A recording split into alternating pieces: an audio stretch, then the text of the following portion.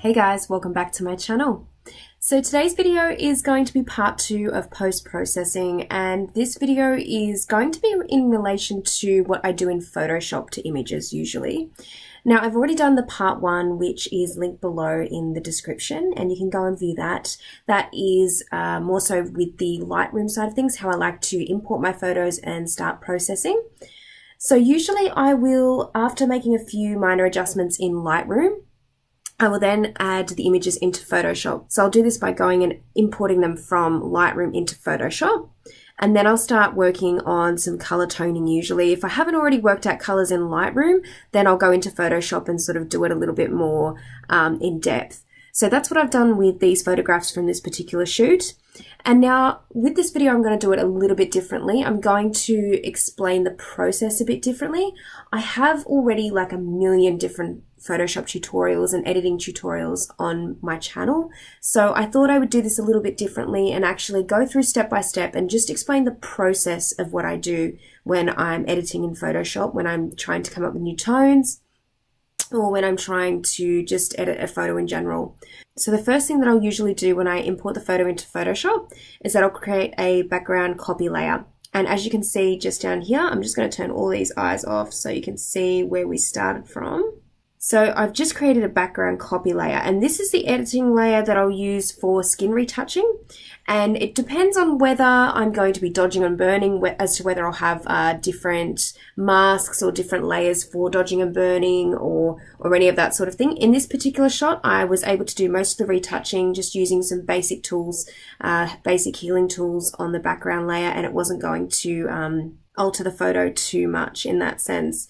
And I feel like it's important to pick your battles when doing skin retouching, doing retouching that's going to affect the image, because sometimes you can be sitting there for hours and hours doing dodging and burning and then look away, and then you've really just, you've done too much, or it doesn't look natural. So I find with photos like this, especially photos that are a further away of a model, I feel like I don't need to focus as much on skin retouching. And as you can see in this photo, I've just really done minor retouching using this layer, dodging and burning, a little bit around the hair and the skin, and that's pretty much all that's been needed. I did take out a few of the creases using some of the healing tools and dodging and burning as well.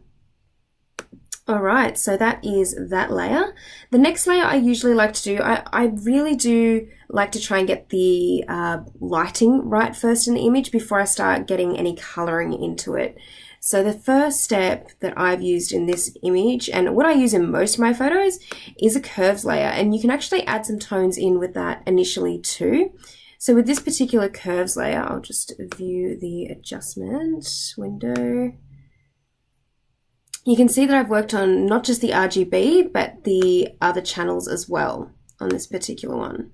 So I've just, with the RGB, done a soft S-curve because I wanted this photo to have more of a film effect, and the S-curve usually gives that effect because it's bringing the highlights to be a little bit flatter and also the shadows to be a bit higher and a bit lighter. So it will create more of a faded effect overall. I've also just tweaked a couple of the other channels, the red, green, and blue. And that's pretty much all I've done by using curves. So I'll just do a little before and after of the curves.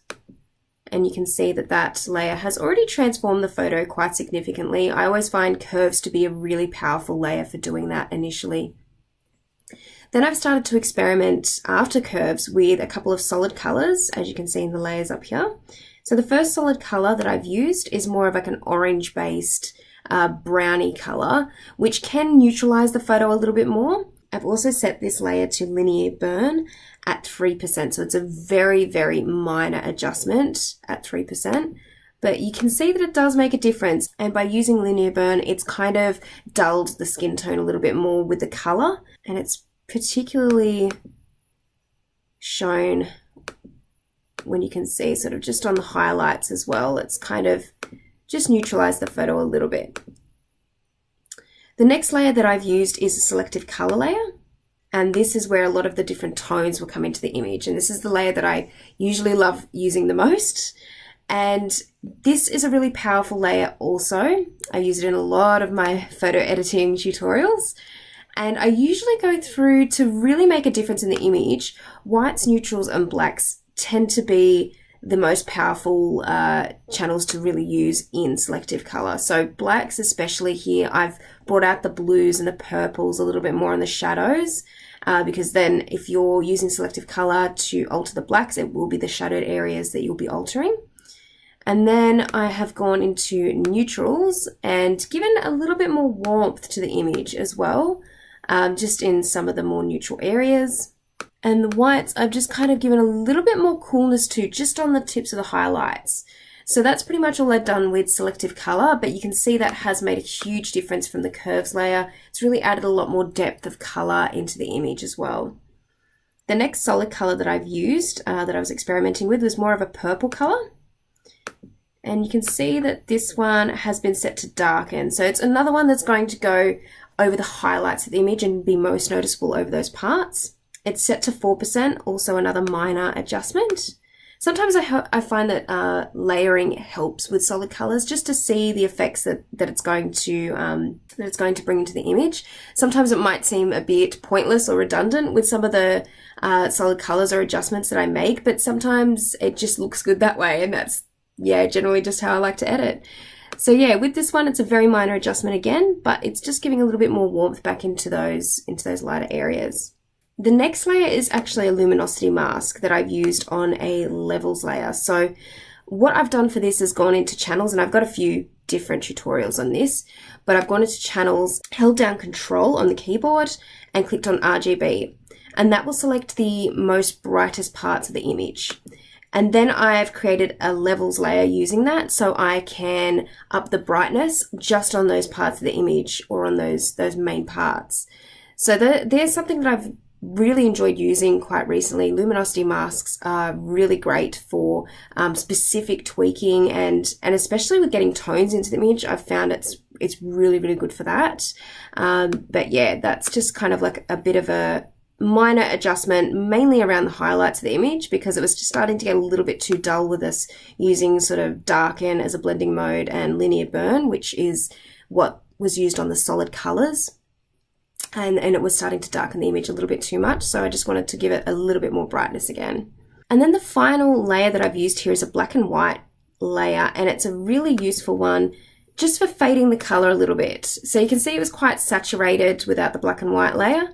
All I've done really is just popped on a black and white adjustment layer and then altered the opacity to 13%. So it's really just gotten rid, and I mean, you can do this lots of different ways. You can use hue and saturation or vibrance adjustment layers as well, but sometimes the black and white layer just really works for me. I think it just evens out a lot of the image, and you can see that it's just taken away those really saturated areas as well, especially the orange. And that is pretty much all I've done for this image, but I thought it would be interesting for me to sort of talk through the retouching process in a different way to what I've usually done, because I've already done so many tutorials and so many different Photoshop editing videos. I thought this would just be a bit more simple or simplified, just trying to explain the process that I use when I get it into Photoshop and what I like to do, some of the techniques that I like to do when I'm editing photographs.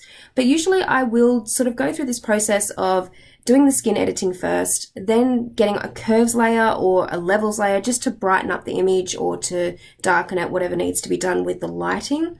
And then I'll go into experimenting with a couple of solid colors, definitely selective color. I usually always have a selective color layer. And maybe some final touches with lighting, and then sometimes I'll also add a black and white layer just to tone down the image a little bit in terms of saturation. Alright guys, I hope you really enjoyed this tutorial or editing process chat. If you like this video, please give it a thumbs up, and I will hopefully have some more videos up very soon. I will hopefully be accepting more requests very soon as well, as I've said in previous videos, as I am a little bit more freer with time now since leaving my full-time job. So please feel free to send through any requests that you might like in the comment section below. Anyway guys, thank you so much for watching, and I'll see you next time. Bye!